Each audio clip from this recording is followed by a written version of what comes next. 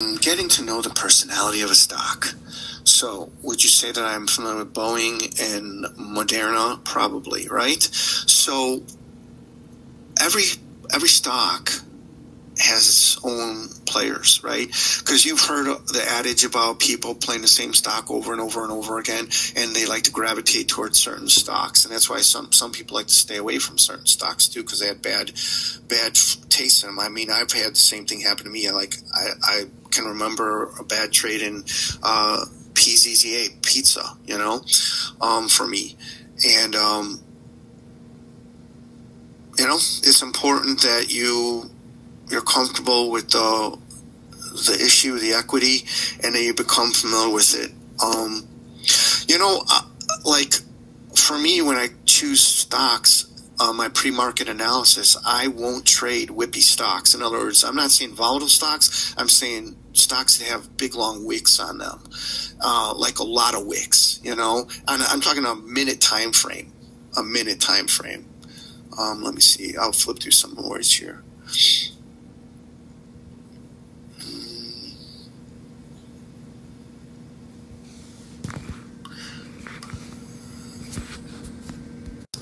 Okay, so I want to tell you something that usually you're going to get this later on, intermediate level or above. Usually this is your biggest problem when you get to the intermediate, advanced, or expert level, and that's controlling a big loss day, right? Mitigating the big loss day. Okay, so let's say I have a $1,500 or $1,700 max loss for the day. Just let's use that as a rough point.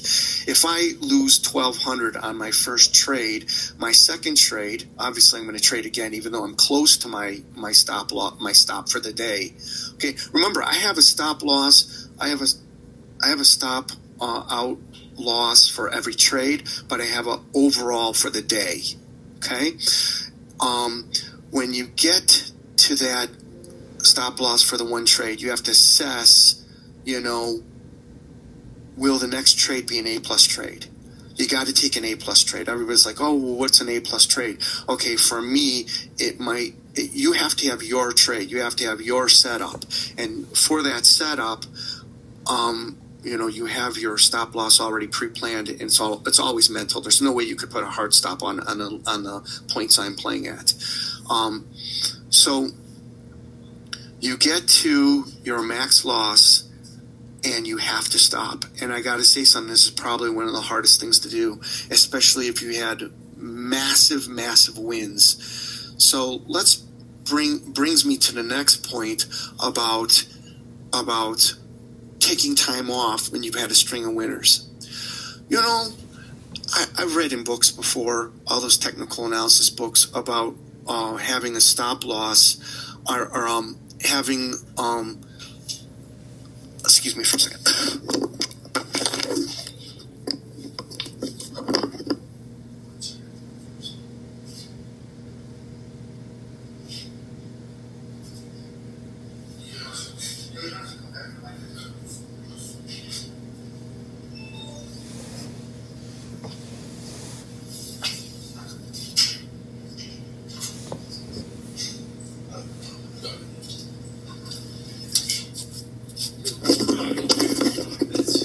Excuse me, everybody. I just want to check on Rob. He's, just not feeling real good. So sorry about that. I was just concerned a little bit about him. So, yeah, I kind of lost my train of thought there. But, it's really important to have this ability to mitigate risk in the overall sense, because you're going to have losing days. And you want to make sure that on your winning days, okay, here's the bottom line, here's the key. You have a lot of winning days in a row, you actually should take time off, okay? Because I noticed that my winning days usually led to a big losing day when I had many winners in a row, okay? So there's some tidbits there for you to contemplate. If you're a newer trader or intermediate trader, and if you do, you probably know what I'm talking about already. If you're advanced or expert level, it can be very challenging to walk away and look at a red P&L for the day. You know, like the other day I had $3,000 loss.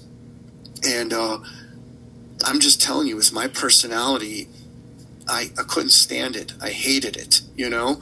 And even though I stuck by my rules, this is why I tell you guys and tell everybody that you have to have a trading style that equates to your personality. Let me say it again. You have to have a trading style that is going to give you a positive outcome based on your personality, right? Your personality is going to basically, it's who you are, right? And everybody says, oh, well, how do I find my trade? How do I find my trade? How do I know what to look for? So they'll imitate other people until they say, okay, this style's working for me. I'm not saying it's bad. I'm just saying that you need to find out what time frame works for you. You know, are you a swing trader? You know, 2 weeks or so. Are you you know, a monthly trader? You know, where you're looking at more monthly candle the charts. Are you, you know, like we talked about this many times, you know, in the past, a 5-minute, 15-minute, a 30-minute, or hourly, you know, and whatever it is just make it work for you and stick to it. You know, that's super, super, super important that you stick to it. So let me see if I can scroll through some more of these. Sorry. Is mostly about mindset and having a positive mental attitude. A positive mental attitude in every aspect of your life.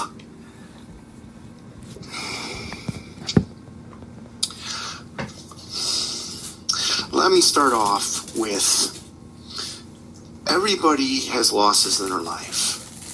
Some big setbacks. And again, you've heard it before. It's basically how you come back from those. Right? So I've had a lot of adversity in my life, but I'm very thankful for it because it's made me who I am today. Okay? So, many of you know I'm an airline pilot. That's a full-time position. And I try to cram all my flying in on the weekends so I can have the week to trade. Oftentimes, I will land at 6 in the morning. I'll come home. Now, remember, I'm East Coast time in Florida.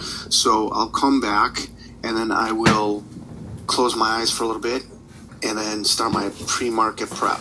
So I'm going to walk you through my pre-market preparation, and I feel that this is the cornerstone to profitable trading along with mindset. So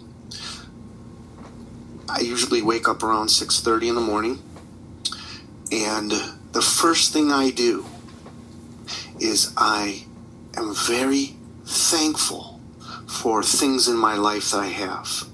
I always start out with roughly 5 things, and I focus on those and say, wow, how super glad and happy and thankful I am that I have those in my life. After that, I will make my bed. Now, I know this sounds really funny, but you must start off the day with a positive accomplishment. Okay, now I know probably some of you are maybe even potentially laughing at this, but you got to realize that this is what works for me, and I'm trying to help you out that to set up a construct, like a kind of a template of success. Everybody's so worried about price entry, you know, XYZ above this or sell short below this. I think that's really kind of like a mechanical type of thing that is not that hard to accomplish. I think that the game is won in the mind, and I think that this is what brought me into high levels of success. And I was just standing outside chatting with Rob, and we were talking about how blessed I am that I only had 7 losing days this year, unofficially, right? So let's talk about after I make my bed. So after you make your bed, I usually go and I will shave, right? Because I prepare myself to be a professional trader. I'm a professional trader. Okay, I watch what I eat because I want to optimize my performance. This is a performance game here, okay? Just like a sprinter will get up and run a 50-yard dash. That's why I look at this as a trader, okay? So remember, let me reiterate again, this is my process. This works for me, and this is my niche of the strat, okay? So then I'm going to dress in an appropriate manner, which is, again, not my underwear, but in, appropriate clothing, right? So I'm going to make my coffee, and I usually use some form of caffeine stimulant, and I will only use that probably 3 or 4 days in a row, as I like to have my body cycle off of that. You need some thyroid break, a break for your thyroid on caffeine. So maybe I'll chew like a piece of nicotine gum, which, is not addictive as everybody thinks it is. It's not at all. It's what's inside the cigarette that's addictive. But anyway, moving along, you have your energy drinks, something like that, along with a lot of water. So once I do that, I usually go out where I'm on a lake, and I look out beyond my lake, and I'm going to meditate. Okay, and I'm going to be very peaceful, and I'm going to continually go over in my mind that I am an absolute king at this. Okay, I have supreme confidence. This is what's going to allow me to take a trade without hesitation. Okay, so this is accomplished. Now I'm going to break off here for a little bit before I go back to my process. And remember, as you guys probably know, I've talked to a lot of guys already, a lot of people already, and I've mentored over 100 people. And I just want to say that, just to back off here again, Rob is the ultimate mentor. So everybody needs to definitely pay attention to what he says and what he teaches. But for me, teaching is a repetitive type of tape recording, and so thusly should be your trades. Your trades, to get to an area where you're comfortable trading, you have to execute many trades. Okay, so you need to execute massive amount of trades, and I don't care if you're trading 1 share or 5 shares. You need to get it down where it's like second nature. Right, and I've written a lot of stuff in the Strat room, on those expectations of Strat, and I would really appreciate if you guys go back and read over that. That would be really helpful to all of you. But moving along, after I'm doing this meditation where I'm programming myself that I have extreme and supreme confidence, this works for a upper, intermediate, or expert level. Okay, you don't want to kind of have this that type of, I don't want to say arrogance, but to that level as a beginner, because that's usually when you're too convicted in a trade initially. That's when you're beginner. That's when you're going to blow out your account. Okay, yeah, and I think y'all know what I'm talking about. You don't go into I think this is going to go up, and I think for sure, I really know it's going to, and I have really a lot of high confidence now, because you don't have the expertise, the experience, or the level to execute on that level. Okay, so let's move along. So after I'm done with this programming, that might take about 15 minutes. It's not really anything new. It's something that I think and do throughout the day. Okay, so let's say the market opens 9:30 Eastern time, as we know. So at 8:30 is when I feel the volume is going to come into the gappers. Okay, so the gapper list that Rob puts out is one of my sources. I also have several other sources, and I'll just be blunt with you. There can be other rooms, and everybody says, "Oh, what do you use for a scanner?" Well, actually, it's not really a scanner. It's just more or less news, and you can find several sources that show, stocks that are in the news. So I only play the gappers that are high volume. This is imperative to my style of trading. Okay, so that would encompass roughly around 50% of my picks. The other 50% of my picks will be runners that are high volume. So maybe, like, for example, AMD, right, Sarah? I'm kidding. Or some NVIDIA or something like that that's got higher volume, it's running. I will have a tendency to use those also, right? So as you know from my Twitter stream, I usually have a few go-to stocks.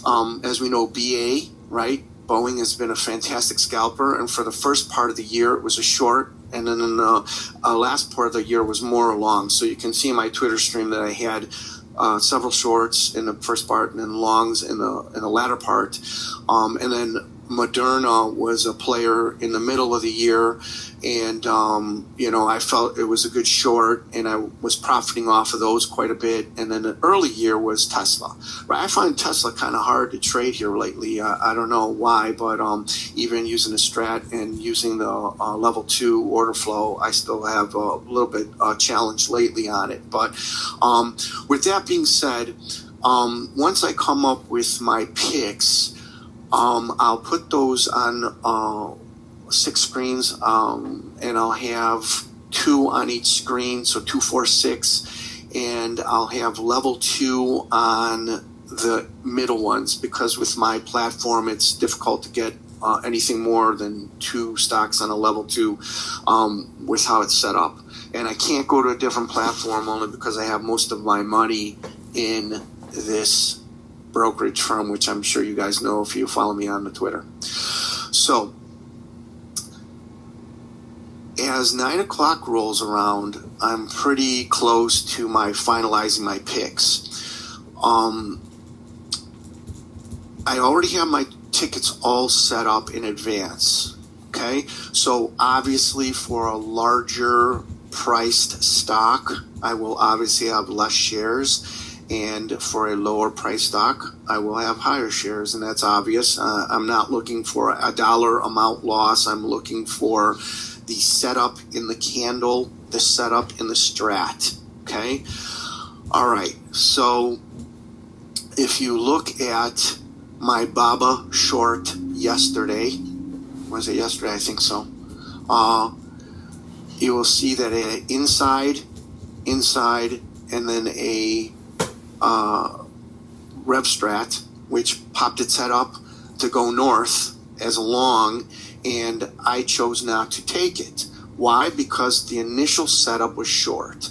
Okay, my bias was short. Now, could you have taken it long? Absolutely. And then it went against you. You defend, as Rob would say, and then you get out of that and you reverse and you go. Okay?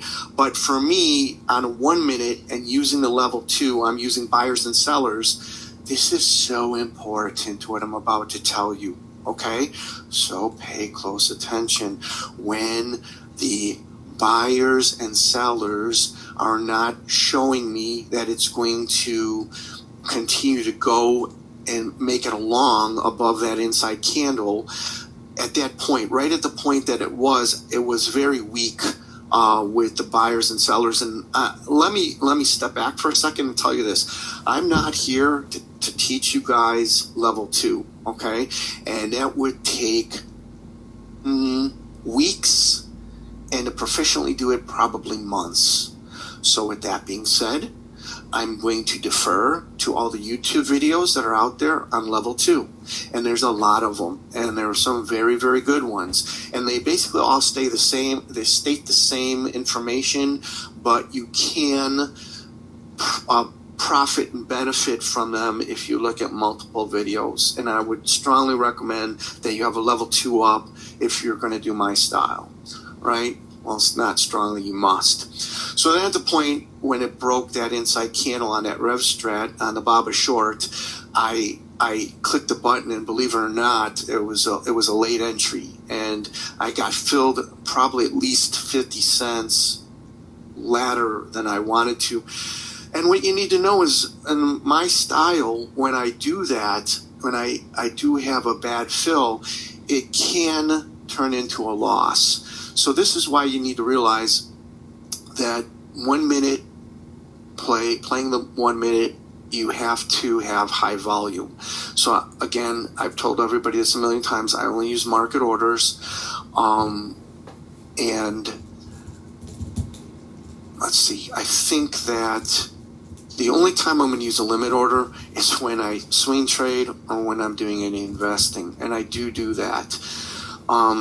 So I think this is a good time around 9:15 now to tell you how I changed my personality, okay? I shouldn't say change it because this is the way I really am. So, as an airline pilot and as an investor, I'm a very laid-back person. I really approach things in a very, how can I say, peaceful manner, okay? But, and I've tweeted this many times, that you want to find a style that permits you to excel based on your personality, okay? This is extremely important. I was just talking about with some other gentlemen here, JJ and stuff here in the office, about how you do not want to have style drift. Just because your typical, or what you're using, your strategy or your, I'd like to use the word gift sometimes. You don't want to change that just because the market changes, right? Okay, so shout out to Strat Soldier here because of all of his funny memes and stuff, his wrestling memes, and I want to say one myself because this is mine, okay? So just when you thought you knew all the answers, the market changed the questions. Oh, yeah. So, you know what I'm saying is stick to your process and discipline, okay? So, let me say that again. Process and discipline. Oh, wait a second. What did you say? Oh, process and discipline. That's all that matters is your process and discipline. You stick to it no matter what. No matter what is going on in the market, okay, all you're going to do is adjust your risk, okay, by your position size, okay? So it's your position size that's going to have your risk mitigation in there, okay? So now it's 9:15 and 9:30 before the bell. This is the time that, again, I walk away from the computer, okay, and I'm going to do my deep breathing, and I'm going to focus on going over my rules.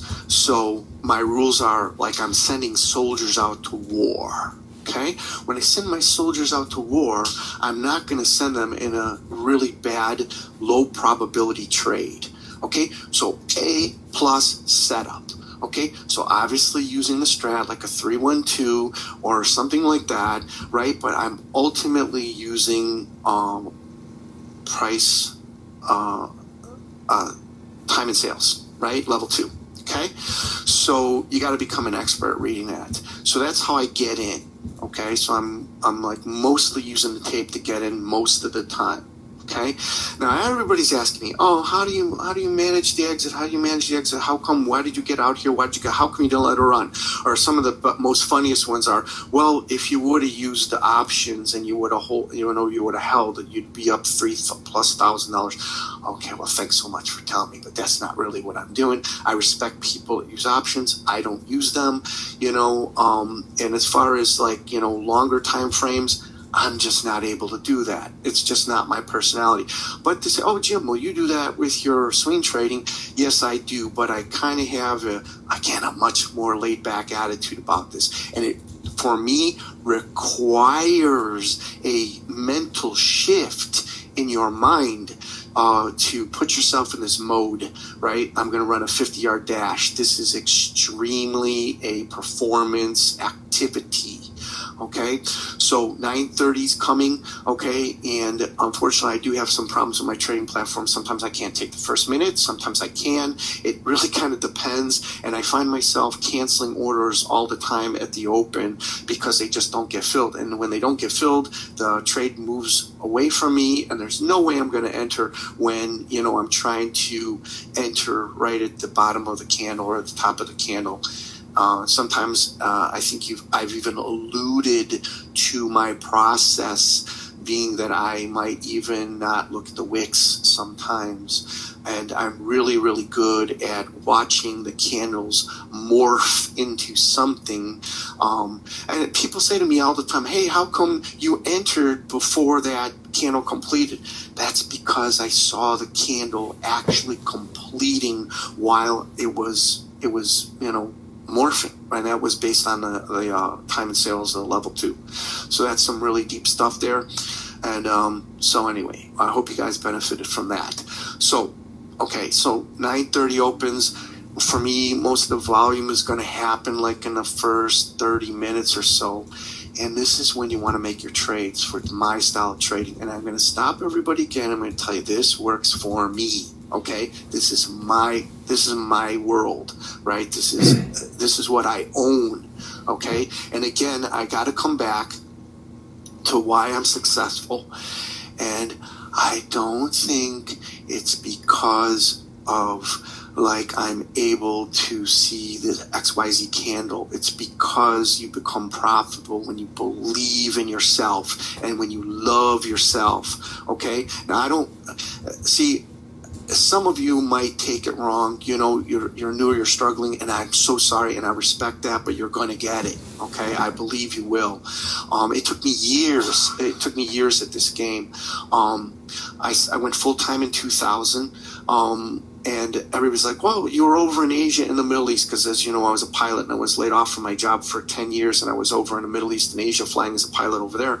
And I still did swing trading and, short-term trading, but never on the minute, obviously. But I just want to reiterate the fact that you have to have this attitude of supreme confidence when you get into this mode of this 1 minute candle.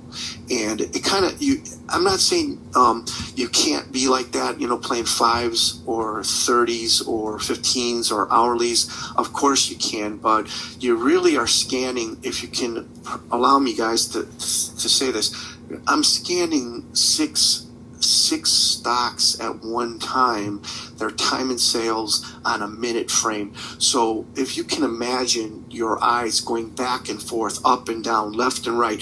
And, I'm just not using, I say I use the tape often, but I'm also using, top of the triangle or bottom of the triangle to enter. And everybody's like, well, do you draw those, in pre-market? Yes, I do. I mean, let's put it this way. I respect and appreciate everybody that does not use pre-market data. Good, and I hope it works for you. And I think this is what Rob teaches, and he's correct. But for me, on my 1 minute time frame, I need as much data as I can have. I got to have this data, right? So if there's enough volume pre-market, why not, right? So does it make triangles pre-market? Absolutely. And then somebody says, oh, well, what's your reasoning for drawing that blue line on there? And my response is, well, that was my hack at my triangle. Okay, you gotta play this game with probabilities, right? So you gotta project out into the future what you're envisioning. So let's talk about visualizing your trade. You have to visualize this. See it where it will go in your favor. See it will go slowly in your favor. Okay, let's take those two first. So if it goes in your favor, if you've ever watched my trades, that candle that I usually take trade, it just booms. It will go 50 cents or $1 literally in like 10 or 15 seconds. I mean, you see all my trades that I post. They're all literally 15 or 20 seconds, sometimes a minute, sometimes 2 minutes, right? But you know why they pop so quick? Because everybody wants to get in. That's why I use a market order, because everybody wants to get in, boom, at that minute. Okay, when it happens immediately like that, you don't have time to put in a limit order, okay? So, but if, for example, it goes in my direction and it's starting to grind up slowly, this is a perfect opportunity to add. Okay, obviously the converse of that is impossible to add if it's already popped, because I'm already now thinking about either scaling out or taking partials, right? Like, I know Rob's a huge advocate of adding, and I respect that, but I mean on a bigger time frame, right? So of course you're going to want to add. Of course everything he says is gold, okay? But for me, on that minute time frame, it's a little bit different beast. So you want to make sure that you've already visualized it going against you, okay? Obvious, Captain Obvious here, okay?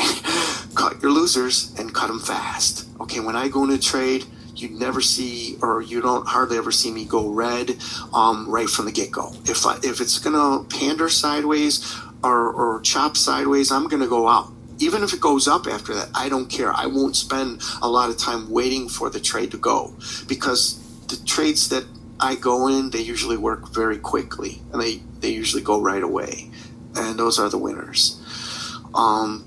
So same thing again, visualize your trade going against you. Visualize your trade going against you. Close your eyes. Okay, let me tell you somehow how I learned this really.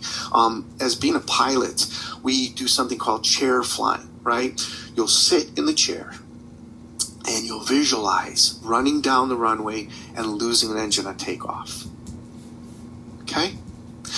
When you do that, you can go through all your procedures in your head about how you're still going to get this airplane off the runway fully loaded with passengers and full of fuel at your heaviest moment.